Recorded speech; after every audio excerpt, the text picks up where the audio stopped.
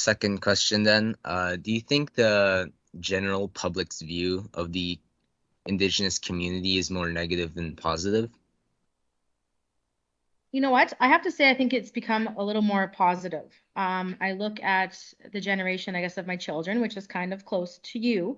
And I feel that, because we've done trying to teach and trying to have everybody understand the indigenous, like the history, that I feel um, that it is positive, right? I feel even indigenous students a sense of pride, right? When they're dancing and sharing their culture, just the way that we're learning about it.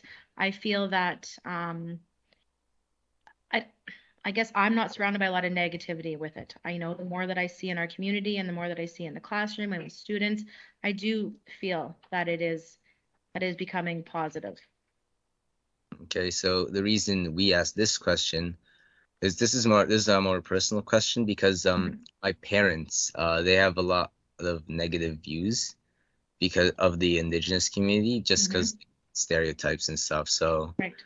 I was I know a lot of people don't think the way that way, but I was just thinking if you thought that the general public's view is more negative than positive. Yeah. Remember, I spend most of my days with 14-year-olds and, in a school of children. So I definitely think that it is more positive. And, I guess in social media, one of your points was social media. And I know that TikTok, there's a lot of indigenous influencers and they have their stories and stuff.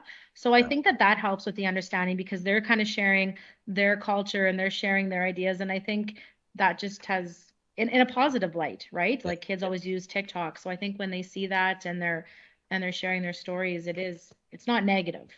It's not in a negative way. So I've seen a lot of those TikToks.